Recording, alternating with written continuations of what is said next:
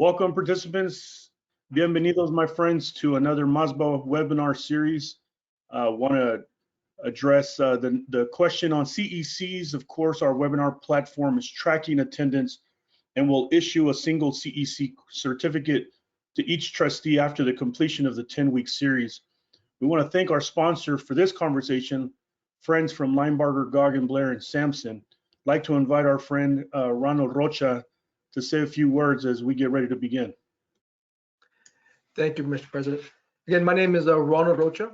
I'm an attorney out of the San Antonio Law Office. I've been with the law firm for 26 years now, over 26 years now. And as you know, our experience is in the collection of delinquent taxes for the school districts. We also offer property value studies and homestead audits. And again, for the property value studies, the 2020 property value studies were released February 1st. And so time is of the essence. If you're not valid, you only have 40 days from the date of that release, which is going to be March 10th. And basically what that is, what we do is we gather the data, inspect the properties, appraise the properties, we get our feet on the ground to see what's out there, and then we file the appeals before that deadline date of March 10th.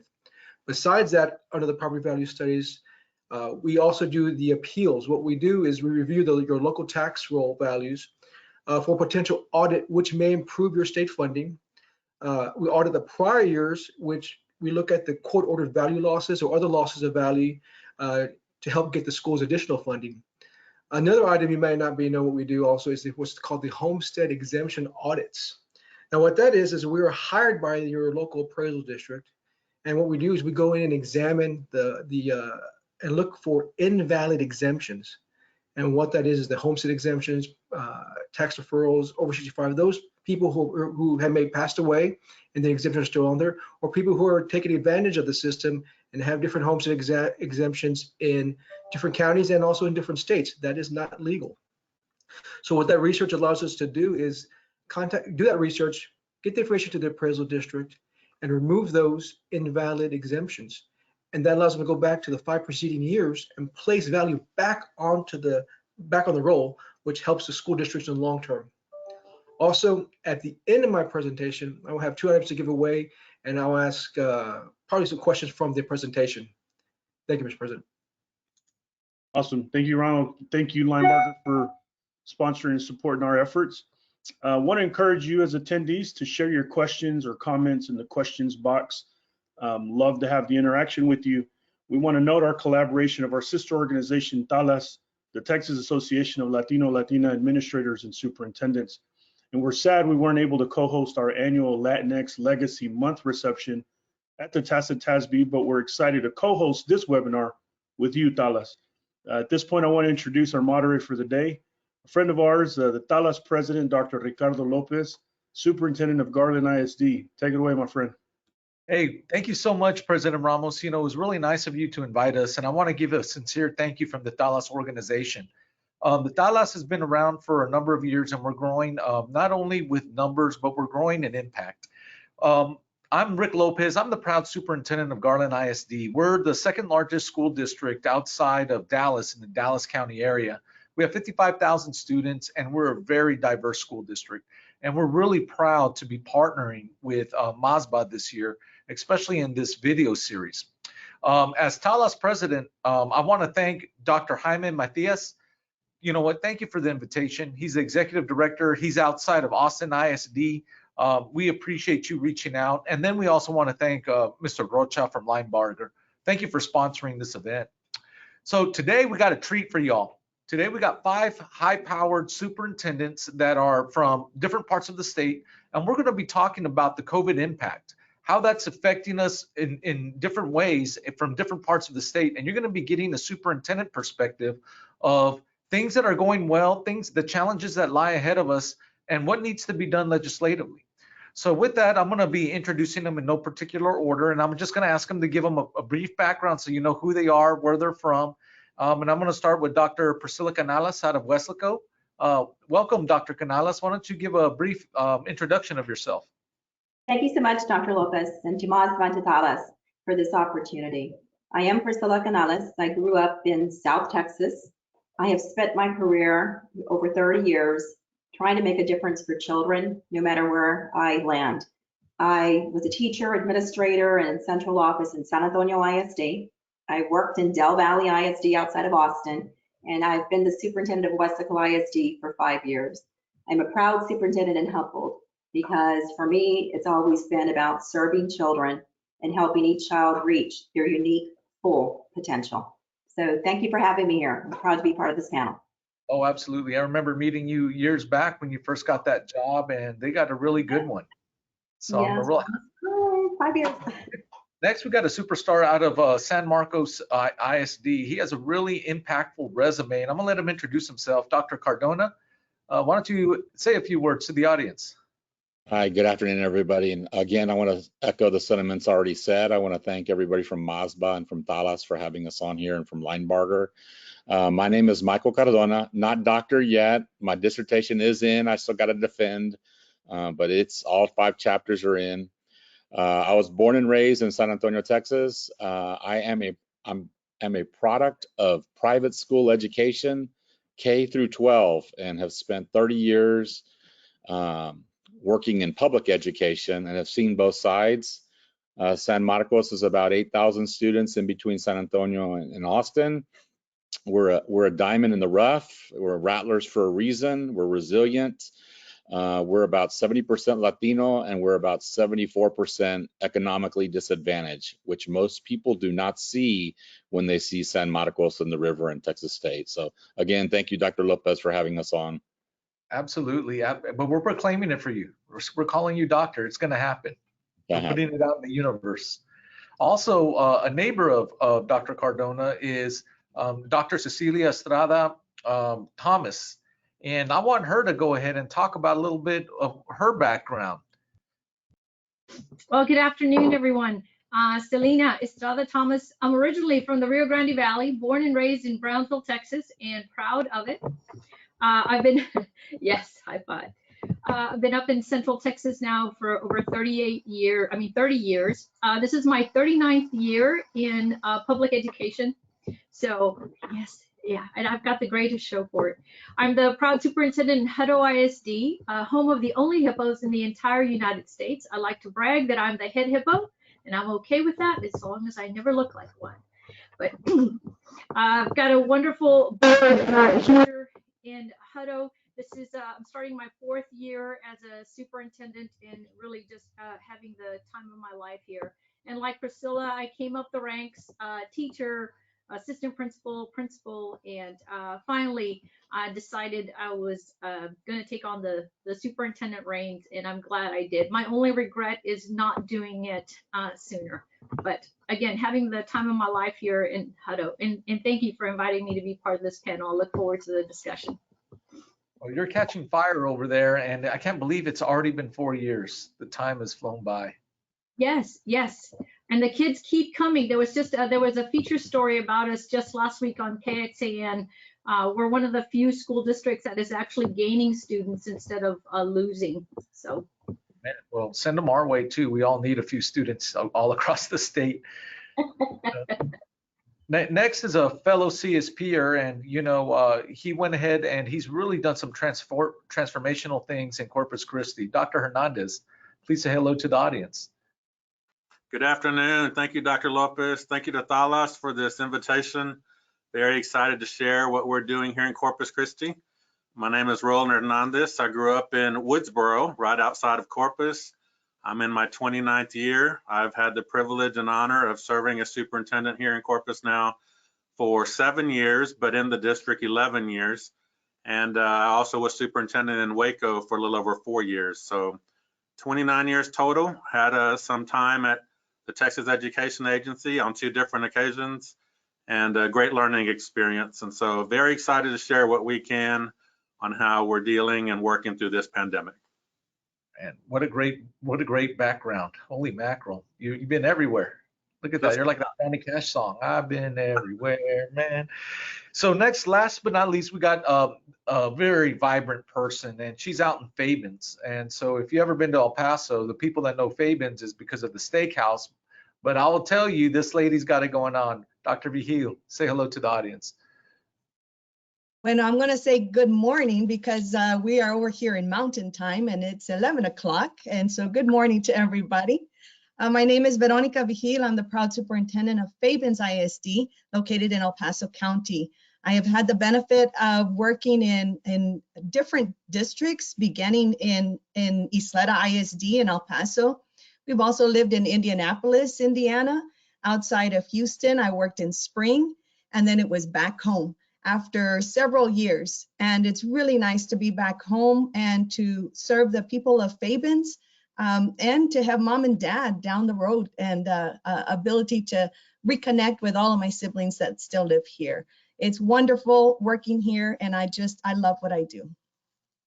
Well, you can feel it. And I want to thank each and every one of the panelists for joining us today. For the audience, each of these panelists are board members of the Talas organization. And so you get to get a flavor of the impact that and diversity of thought that we get from each and every one of our members. So with these board members, I'm going to start with the questions. And I'm going to direct this first question to Dr. Canales, Dr. Cardona, and Dr. Estrada Thomas. It's now been about 10 months since public schools were turned upside down by COVID-19. Let's start on a positive note. What have you seen in your district or surrounding districts that you would like to share that has especially made you proud of our Texas schools? It's been 10 months, wow. Ladies first. Okay. Okay, go ahead, Priscilla. Okay, so I guess I'll start. So it's had a tremendous impact on us, and just to reflect on the experience, many wonderful things have surfaced. One of the things that I'm so very proud of, not only in the city of Weslaco down in the Rio Grande Valley, but of all districts and all superintendents, is how we've come together in a way unlike any other because of this experience. Superintendents reaching out to superintendents and created flat platforms where we can discuss beyond what the service centers offer, the critical issues that we face. In addition to that, just the teamwork of the board, the relationships that we've established with the city and with the county to make sure that every child has access to technology, to hotspots, and even towers so that they continue being educated in a way that their parents choose. And so for us, we, in working with our county, just great relationships with the health officials, but also the county officials, our county judge and our commissioner. We set up towers in 3 of our campuses, and those towers are allowing 7,500 families who didn't have access to internet, who didn't have even the providers, to now have access to internet. We're almost there with that. With the county, we've set up vaccination clinics, not only for people in the school district, but also the entire community. So it's that whole village coming together when there's a crisis to make sure that every child soars. So I think that's a very big glow, the power of collaboration and what happens when people come together, in unison with a common goal. Yeah. I would echo those comments as well, Dr. Canales. Here in Williamson County, our public health officials have just been phenomenal. Can't tell you how important that working relationship is. We have those ongoing weekly meetings, those weekly collaboration meetings, and the sharing of resources, the sharing of people, and the sharing of all of our plans. But alongside that, I think what I'm most proud of is just the collaboration among superintendents, whether they're in the valley or up in the panhandle. We have really come together as a leadership group and been able to share plans and ideas and resources on how to facilitate the work. I think here personally for me, in Hutto, I am so proud of, we always talk about our teachers, and I don't want to take the shine away from our teachers in any way. They've been fabulous. But our operations team, the people who work in the background, all of our custodians and our maintenance staff, our technology team was recently recognized for an award because of their innovation. We were quick to get our Chromebooks out and our hotspots out But then you had families that were sitting with these devices, these hotspots, and how do we make them work? Our technology team set up, I saw them in operation, I can't tell you how many times, this online chat where you didn't have to submit a ticket and wait 24 hours to get someone to help you. Our English, Spanish speaking families were able to get immediate access. And we started out having an army of people sitting, handling all the chats and getting all the work out and assistance to our families. Now we're down to just a couple of people that handle those daily chats every single day. So I want to just do a shout out to our operations folks, because they have been phenomenal, just answered the call to duty. Well, I think Priscilla and Selena really summed it all up, but I do want to focus on the people, Dr. Lopez. You know, we all have experienced a lot of anxiety over the past 10 months, all of us. Anybody who says they don't have anxiety, we worry about our people, we worry about our students, we worry about our families. I mean, we can honestly say that we've never had to make decisions that literally impact people's lives. And I do want to echo the sentiment of, you know, our child nutrition workers, our transportation workers, technology, our maintenance workers, our custodial staff, the teachers and the administrators in central office have done an amazing job of pivoting. But the resiliency of those people that Selena talked about, you know, we often talk in education about education being an iterative process, right? There's mistakes that are going to be made, and then you self-reflect, and then you get better. And if you would have seen our people when we were issuing laptops and Wi-Fi hotspots and food, it didn't really hit me that, you know, I knew about neighborhood school concepts, but it didn't hit me until, you know, Hays County Food Bank or the city of San Marcos or Hays County is asking the district to facilitate operations, because our people have the capability of getting that done pretty quickly. And so, you know, our people are delivering food for the food bank, they're delivering food for the church services, they're delivering curriculum. And then really on a personal note, you know, it hit me personally when in August, as we're returning to school and we're having our board meeting, and there's a lot of anxiety, and I'm in the hospital, the emergency room, because I had a medical issue, and then I find out I have COVID, right? And you get a lot of anxiety around that while the board is getting ready to have a board meeting. But the one place I didn't have anxiety from was the people that were running the district, the cabinet that I work with, the principals that I work with, the teachers. They didn't give me anxiety. It was everything else, and really more anxiety around not being there to support them. And, you know, it's the sign of good leadership is when the board meeting runs so smoothly. It actually ran really smoothly, so smoothly that I thought about, well, maybe I shouldn't come back, because the board meeting only lasted 2 hours, and typically they go longer. So what does that say about the superintendent? But it's about the people. It's about the people and what we've done. That's all I got to say.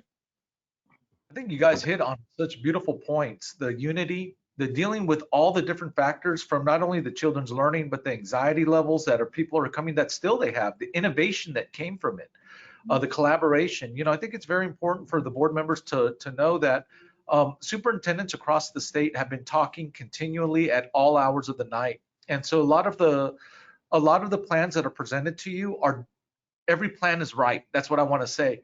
Sometimes we look to the left and say, but they're doing this. We're doing what's best for our community with huge amount of filters and amount of the time. And sometimes you're like, well, why don't they say that? Because probably we're mentally exhausted from all those talks, you know, and we're trying to get things through. So you guys hit some really good points. Thank you. You know, my next set of questions, I'm going to go to Dr. Hernandez and Dr. Vigil. So now hindsight is 2020. You know, looking at what just happened, what would you have done differently? What are some of the things that we learned that we said, hey, we shouldn't have done A, B, and C, and D, or now that we know we can project for the future, what are some of your ideas that we could learn from? Go ahead. We'll start with Dr. Hernandez. Go ahead. Well, you know, we as superintendents, we always want to be prepared for everything on a daily basis. And sometimes, like you say, hindsight is 2020. You you sometimes learn the hard way, and you get hit by things that were quite a surprise. And I think a lot of superintendents and school districts, that was their reality. So a few of the areas that I would touch on is certainly technology. We're a very diverse district. We have 65–70% economic disadvantage. We have about 37,000 students in the school district, and some areas of the city that are very impoverished. So of course, we find out that many of our students don't have the technology needs that are required, and having to jump on that and make it a priority with devices and supplies. And then that's just one thing. What comes with that then is, now that you have it, what do you do with it? And so there's the training piece of instructional technology, of what we do with our teachers and getting them ready to serve our students. So those are key pieces. I would say that we really had to put ourselves in a reactive mode, but in the end, where we are today, we're in a much better place than where we were. Funny how that all happens. We learned that this is definitely all about communication, and our entire team is communicate. There's no such thing as over communication, but you want to be consistent in how you communicate. And I think in the hindsight as well, there might have been a time, certainly in comparing what we do right now to then, is just the collaboration between all teams and departments in our district, including our city and county partnerships with our leaders. I think that is at a completely different level, much higher level, because all of us want the same thing of what's best for our kids and our employees in helping us deal with what we're going through right now. So it's definitely been a team effort for all of our employees and students and families in Corpus Christi ISD. I think Michael said it in his last question, that it's a process, and we're always trying to learn from the past and make things better. And that's what it has been all of this time. And so I'll talk a little bit about the technology in our area. We were very reactive. We had to be. We weren't prepared. And so we ordered the Chromebooks, and we ordered hotspots. Because it's very, very difficult to get connectivity in certain areas of our district. And so we ordered hotspots, not really knowing a lot about them. Well, it turns out that the towers weren't very close. And so the first set of hotspots that we had, they kept dropping the call, and we were just having a lot of struggle. And so we had to take a look at a different vendor and get different hotspots and to make all of that work. So that was a huge learning process. I just didn't take a class in hotspots before, so I didn't know. I know a lot more now. And also I think that our families, we're in a rural area, and so they watch TV, they watch the news, and they hear conflicting messages. And so while we're trying to message, and Roland, you're absolutely correct in saying communication is key. We're trying to roll out and tell everyone the things that we have done to make our environment safe. They're hearing conflicting messages on the news. And so what could we have done differently? Message it out in a way where we invite them in before we even open the doors. Showcase what we have on a larger scale. And we can still do this. This is a process, and we're still learning. We expected to have more students back by now, and we have 15%. We're a small district. That equates to 320 students in our buildings. And I get it. I understand. Everybody has their reason and for deciding what they need to do, what's best for their family. And I respect that. But we have to do a great job of informing them what all we have done, and that our buildings are safe. Looking back at the pandemic, that consistent messaging, not changing gears too much so people can predict what's going to be happening in the future. Congratulations, you guys did a tremendous job in doing that. We've heard great things about the things going on in your district, so charge on. We're going to be probably looking in and sharing some of those ideas, because messaging is very, very, very important. You know, from this, we have a lot of challenges, and I'm going to direct this to Dr. Canales and Dr. Cardona. You know, what are the greatest challenges that we're going to be facing now post-pandemic, and what are some of the things that we want to advocate for in this new legislative session? I'll start with Dr. Cardona. All right. Well, a loaded question, but I would say this. I think we would all agree that the sustainability of funding is a big thing for us. You know, House Bill 3 was great. You know, we look at the legislative session right now, and we're all got a little anxiety about what it is they're going to do. Are they going to put, you know, selflessness before selfishness and do what they need to do? They asked our educators and our staff members to step up and be essential, and they did, and they were. And now it's time for legislative policy to kind of mirror that and be reflective of the professionalism that teachers have done. And I would say funding is a big deal. The other big deal that weighs for me, I know, and weighs on many of our minds, is the social emotional supports coming out of this for our students and our staff that, you know, quite honestly, we haven't had to deal with, because, you know, we have 50% of them in the building and out. But, you know, it's one thing when we know kids are in the building and they come from traumatic environments, but when they stay in those traumatic environments, and now we're having to make up literacy and numeracy gaps and then deal with the social emotional supports, I think that's something that I would like to see out of the legislative session. And then honestly, as a former political science major, I would like to see policy that's better able to adapt. Like they expected us to adapt in our educational practices. I mean, I think it's real important that policy reflect that. And what we're finding is, you know, you still have a disconnect with the TEA commissioner who's bound and determined to test kids. And you've heard us all talk about connectivity issues with kids. And, you know, the answer sometimes is, you know, go rent a hotel room or a ballroom. Like that's not like, you know, our families have a lot of anxiety. They're not going to go to the embassy suites to go sit in a room, you know, to take an exam. And that's where your practice is out of touch with policy. Like, you know, we just have to take a step back and hold our politicians and our TEA personnel accountable to what they expected us to do that we did. And so those are my few points. I'll turn it over to Priscilla, and I'm sure she'll be nicer about.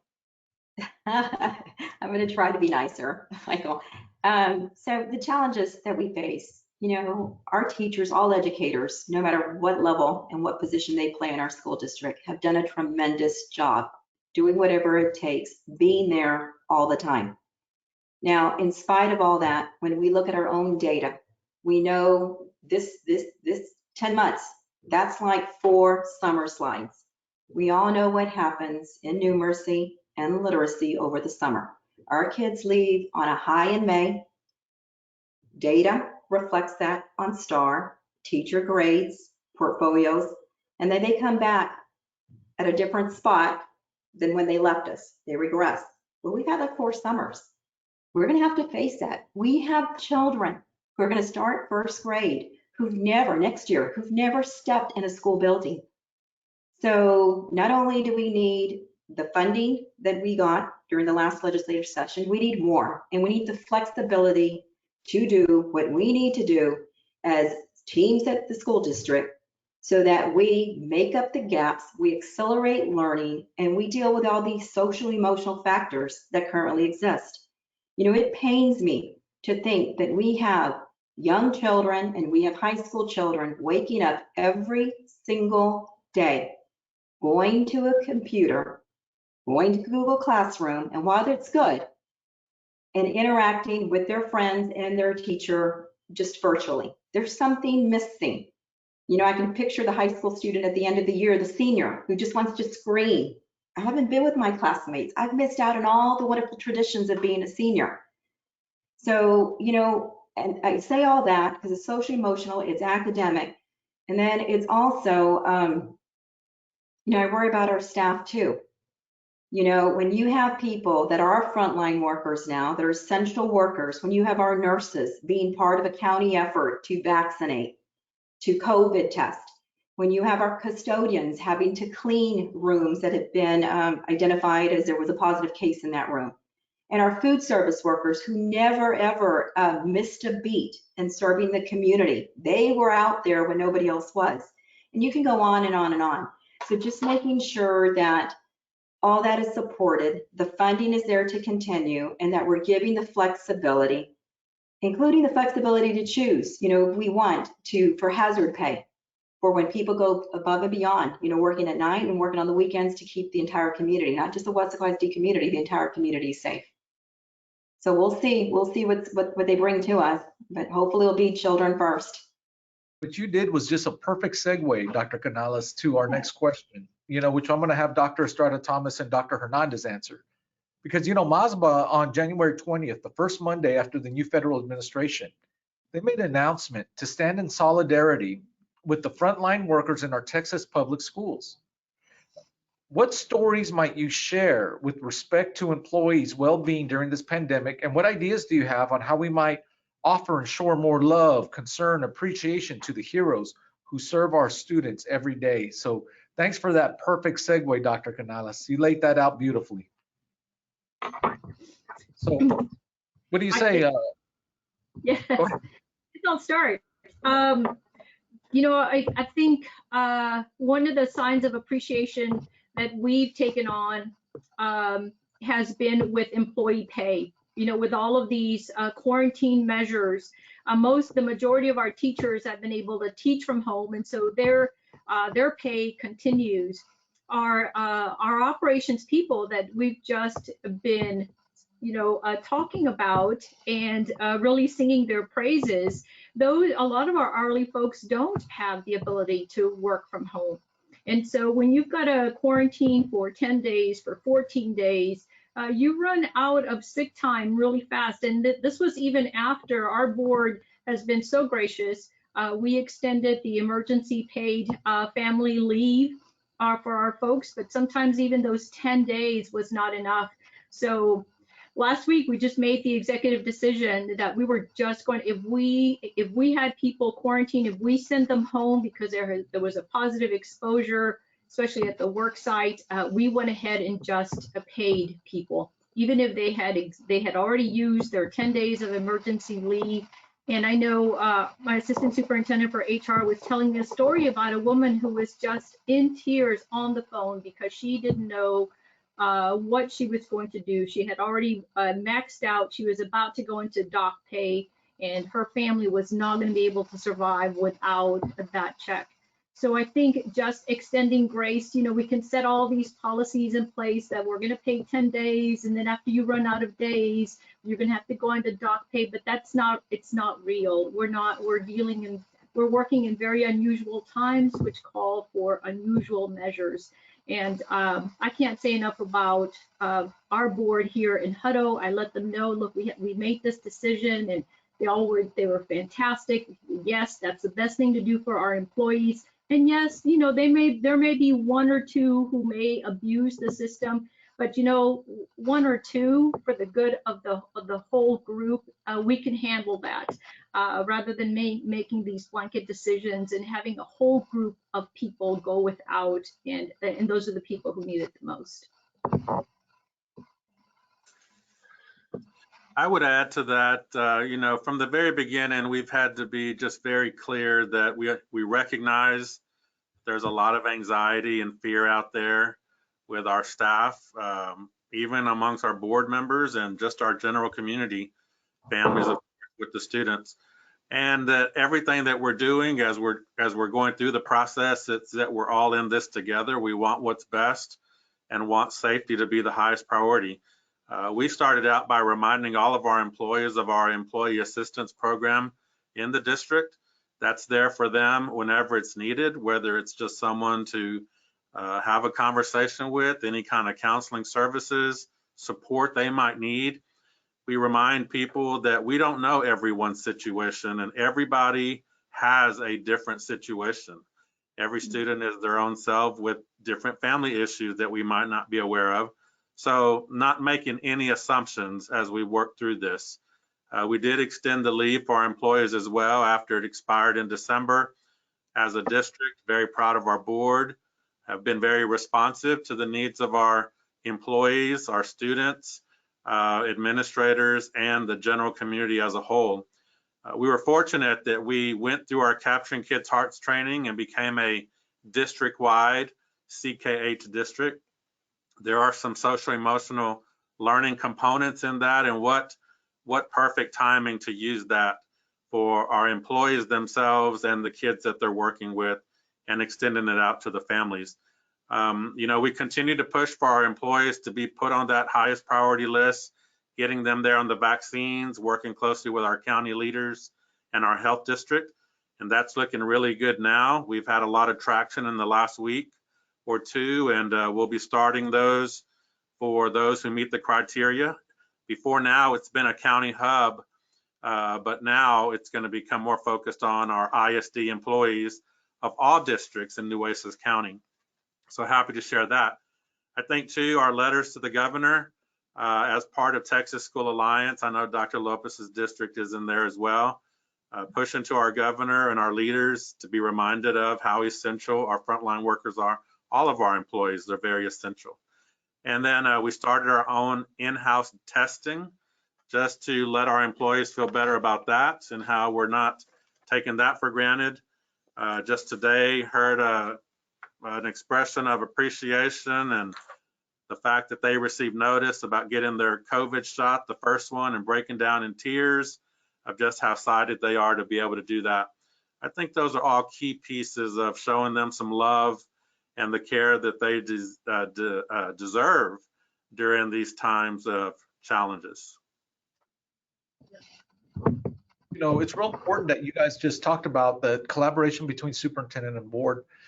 You know, I need to give a shout out to my board because they did a few things that I'm really pleased with. First of all, much like Cuddo, the board adopted a resolution to add additional days since the Emergency Care Act expired for those that are being under quarantine, and give them protection and give them that it's not their fault, right? And then on Tuesday, with the we have a resolution. So as vaccinations are coming out, all vaccinations are being done pretty much during the working week. So we don't want people to have to exhaust their days again or lose pay. So the board is going to vote on Tuesday on an extension that whenever they have a vaccination day, they will not lose any type of pay, or they won't have to call in sick for that duration that they go get their vaccination and come back. So those are a few added things that our board has done, and I know that others are doing great things across the state. Dr. Cardona, did you have anything you wanted to chime in on? Just enjoying listening to the conversation, everything that they've said, the testing, everything, I think kind of helps our people, but we've also signed up, I'm sure many of us have signed up to actually distribute the vaccine as a site. So, I mean, that's just another step that none of us ever thought we would be doing. Yep. Yeah, our district is using, partnering with our health organizations for using our stadium to distribute the vaccines. Yes, that partnership is huge. You know, with that, you know, we're talking about this pandemic, and now we're talking about equity issues. You know, the majority of the people listening on this call don't come from districts of affluence. You know, things come hard to our families, and the beautiful thing is we're not afraid to work hard. We're not afraid to go that extra mile for kids.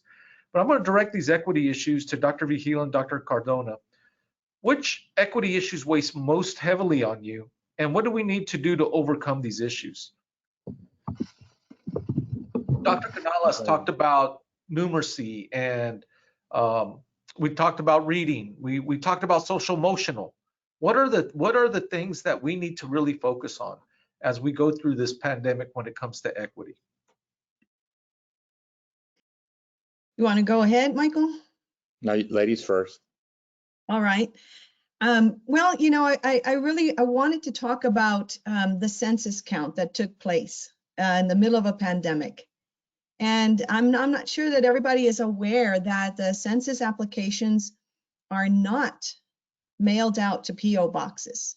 They are not mailed out to PO boxes. And we are a town that doesn't have mailboxes in front of houses. They have P.O. boxes. And so we had to try everything to try to get our area counted, because obviously there's a fallout, you know, with money, with technology. And so it's just contributing to the inequity that already exists. And by virtue of where we are, as we really work hard to bring things such as flu shots to our area, the COVID testing for the community, we use those places as, oh, by the way, can you go ahead and sign your census application and be counted? We tried so many different methods so that people get counted. And so along with having to bring the testing, and now we're wanting to bring the vaccines over, we can't be an agency that has signed up to distribute the vaccines because we're so small and we're rural. We don't have the staff capacity to be able to manage that. So we will need the assistance of our county and city partners. And we're working on that. And so the next step we'll do is just like, although the census counts employees weren't able to knock door to door, we're going to have to go out and knock door to door and find out who has not been scheduled for the vaccine yet, and let's get you registered. And if it's transportation that's the issue, then let's work that out. And so it started with the census count, and it just continues. The inequities are there with, you name it, it's there. And so these are the things that we are trying to combat right now. And a huge shout out to my board members also, having those same discussions and working through this evolving pandemic of what do we do next? How can we support the community next? So I do thank them for the conversations that continue to happen each and every day regarding student outcomes. Yeah, I would echo those sentiments. The census, I mean, we saw an 18-point drop also, and it was in the hard to reach areas. The areas we know need the resources, who will once again be hurt by the lack of funding they receive. And we've talked about literacy, numeracy. I mean, that weighs on all of our minds. The gaps, Priscilla talked about it. You know, I think about this group of pre-Kers that's getting ready to come into kindergarten. But I also think about my 9th through 12th graders and, you know, how far back they've fallen in this. And I think that goes to the topic that, you know, sometimes people see equity and they confuse equity with equality. And, you know, we hope that politicians figure out the funding and put the needs of kids and communities first in this legislative session. But they also need to understand that equity is an equality. You just don't give everybody the same thing. All our communities are very different. Garland's is very different than San Marcos's, but even within San Marcos, a town of a district of about 8,000, each of our elementary campuses are very different and very unique. And the needs of the kids and the families are very different and very unique. I hope that we address the equity issue around social emotional supports. You know, a lot of us sit in areas where we just don't have social workers, or we've been fortunate. Our board has been very supportive in supporting CIS in schools. Roughly about 4 of our schools have CIS. We'll be up to 6 next year. They fund parent liaisons. They fund GT. They fund all the things we know take care of kids and address equity issues. But is that sustainable? And is somebody going to step in? You know, when I see the state of Texas and I see, you know, we claim to be this and that, but we have the lowest number of students that have insurance in the CHIPS program. You know, we all know the effects of child nutrition, and they're funded through distributing meals, and that's being impacted because families aren't coming in. You know, all these things. A legislator once asked me, well, what's your solution? I said, well, they're all tied. You know, the social systems and the education system and the economy is all tied together. You know, the worse we do as an education system, the worse we're going to do as an economic system, and the more jails we are going to build. And we all know that research, right? That's the biggest equity issue of all. We build jail cells based on third grade reading scores.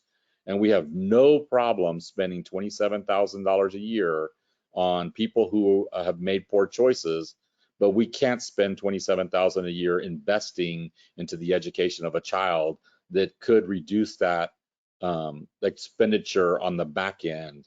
And that's really what we need to address equity issues, is thinking long term and how the entire system depends on an educated child. Woo, love it, Michael. Right. So, you know, what you were talking about was the 27,000 on the prison system per person per year, correct? And imagine if that was our per pupil. Yeah. Imagine Yeah. what we could do as admit, even half of that. Heck, man, we'll take that, you know. But you raise a lot of important questions. And, you know, this is going to go out to all five panelists. You know, the first thing is I want some advice. MASBA is an association of school board members and superintendents. And as we reflect on our working relationship with each other, what would you say, perhaps hypothetical, school board members, what might they have been more helpful on during the pandemic? It's not over yet. How might they be more impactful as we recover? And what are some just general advice that you would give board members that are listening today? I'll open it up to anybody who wants to answer that one.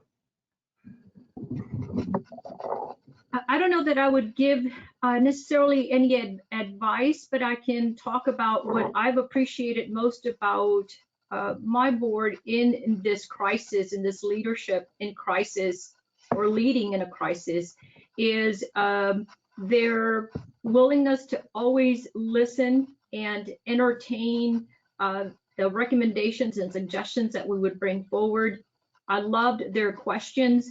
I love their probing questions because it made us all think together about what we were rolling out and really talked about how it was going to be received by our community and by our parents. So that willingness to just listen and be willing to be part of the solution. And really, I never in the entire 10 months or even before felt any type of judgment or criticism about what the executive team or the leadership team was doing. So just extremely appreciative of their willingness to come to the table with us. So that would be my advice, is really just to continue doing that. I'll jump in and say that along with that, Selena, I think that there has to be a continuation of building of trust because we're in the unknown. Right. And so just as superintendents have come together, it's not advice, it's just a ask to continue to build a strong coalition among board members. And so we thank MASBA for that platform. Continue to reach out to one another, although we're very different in our districts and what the needs are. The common language is that they have a huge weight on their shoulder, and sometimes it helps just to speak to board members in another district. I would add also to the same thing, back to the communication piece. It's so important for our board members, and that's why I think we all appreciate our board members so much, is that that they're not afraid to ask us questions as the leaders of the district and listen to what our answers are. The key thing is listening to community members and your administrators and campus administrators, and then being as consistent as possible with whatever message is being sent out from the district so that you're on one same page and you're not getting conflicting stories. Right. You know, during this pandemic, I was humbled because my board gave me some emergency declarations, and I was very indebted to them for their trust in me, you know, and I wanted to do everything in my power to show transparency and that we wouldn't be violated. And this is not something that I would ever just take advantage of. And I know a lot of us have been moving so fast, and so a lot of our boards have been moving fast with us. And this wasn't part of our predetermined questions, but so what advice do you give board members now that we're going into a new phase of education? Do we change the goals that we once had and recalibrate them in a COVID area, or do we change the scope entirely? What should we be focused on now that we're going into really the next school year? We're using this school year as a baseline to prepare for next. So what do you recommend as superintendents we do? Can I answer that real quick or try? Go right ahead. So I mean, I would say I would say they need to be a part of the iterative. You keep hearing me say iteration, you know, and our board is wonderful. They allow us to make mistakes if it's going to benefit students, and I think that's very rare because that can be stopped in policy. And so I am appreciative of our board asking those hard questions, but just being iterative. You know, I've been very I know most of us probably tell our staff we're never going back to March of 2020. Anybody who says that is living in a different world. We've moved to a different time of instruction, a different form of instruction. And for board members, that can sometimes be hard. It can be hard for administrators and cabinet members to just fall back into this is the way we've done things.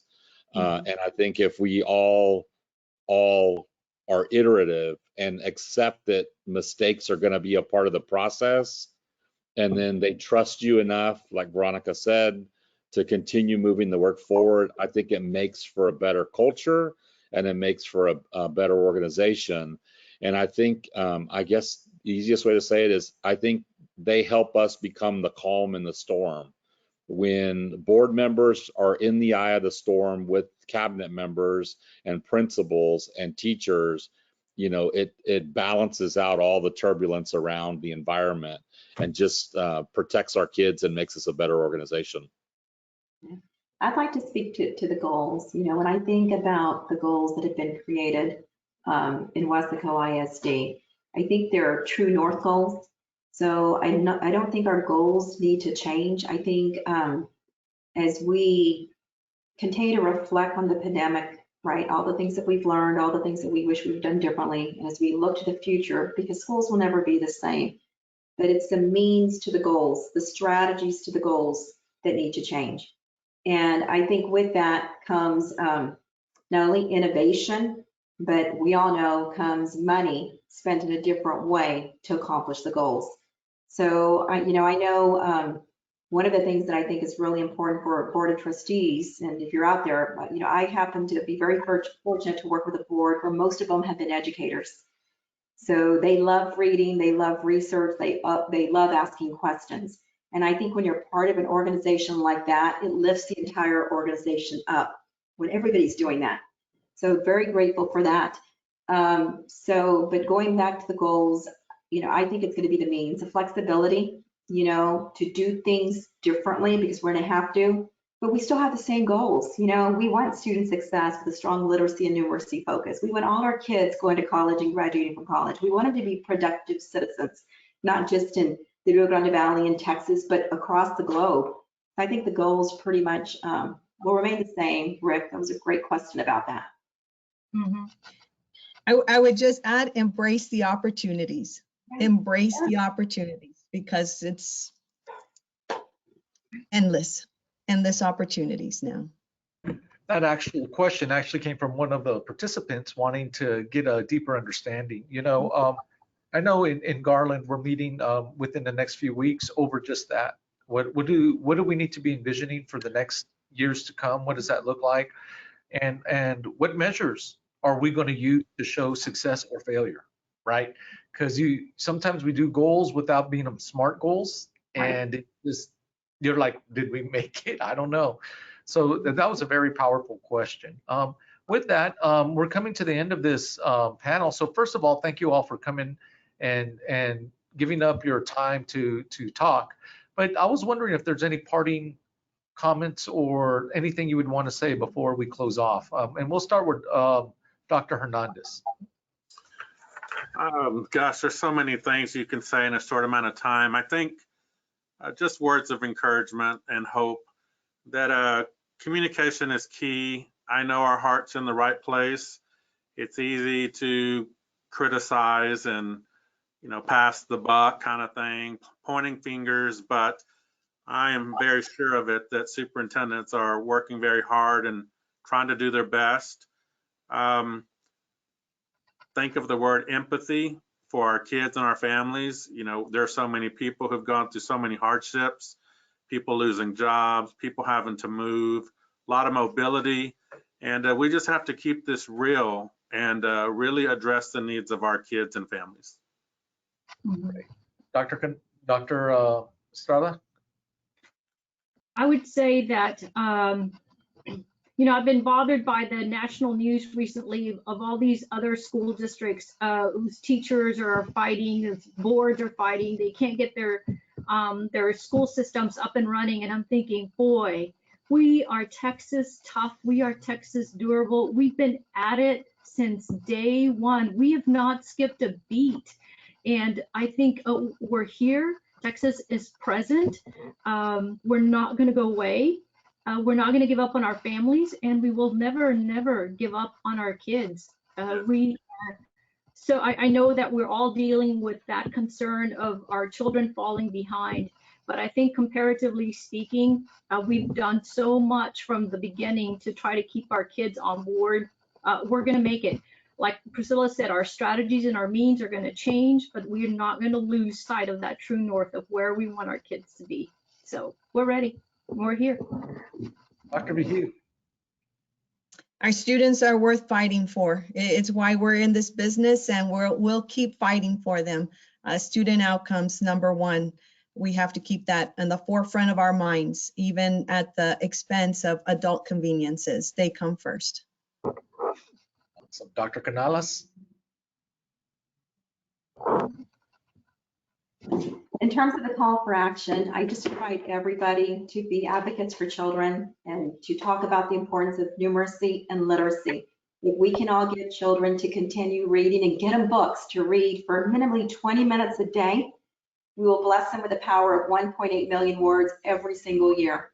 And we know how important literacy is to learning and to success for life. So let's all do it together, communicate that to our parents, to our board of trustees, just everywhere, and go and model that. That'd be my call to action. Awesome. And Dr. Cardona, take us home.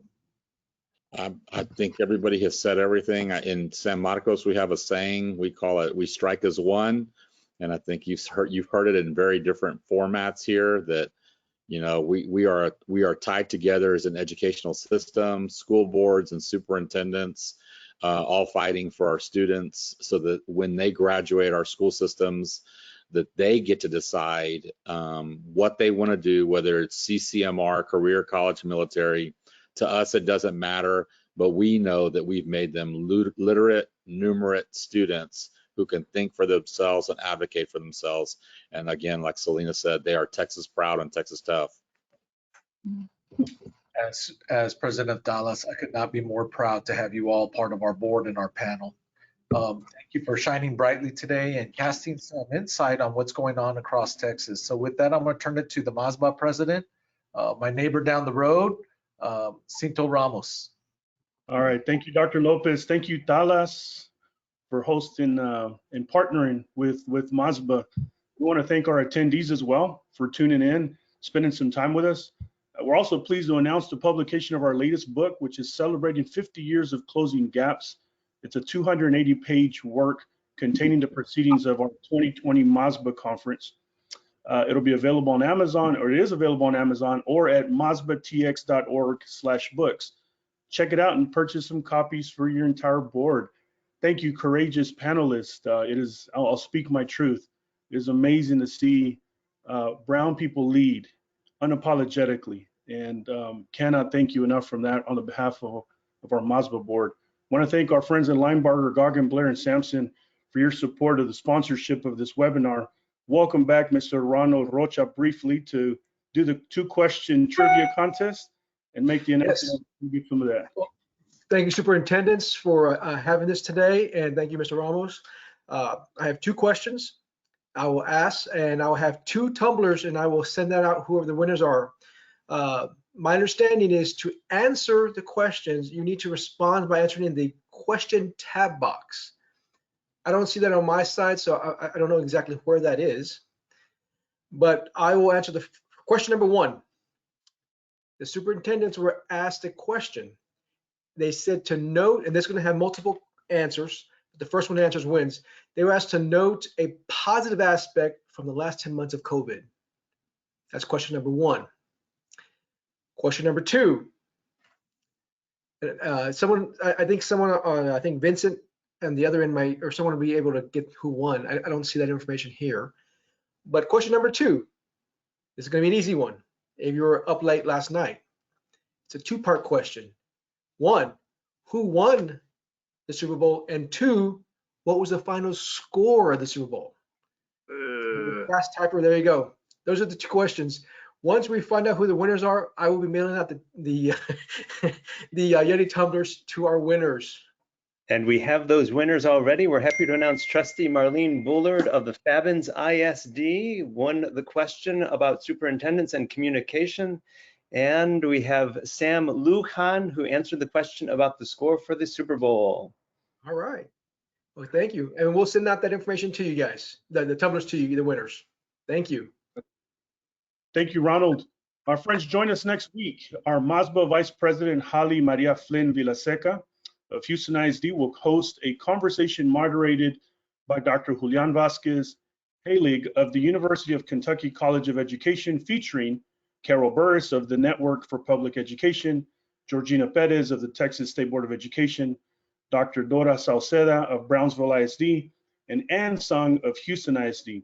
It's free and open to all, with CECs for trustees of MASBA member districts. Spread the word and join us at noon Central Standard Time next Monday. Much love to our friends in El Paso for joining us in the morning. We'll see you all next week. Ahí se cuidan. Bye-bye.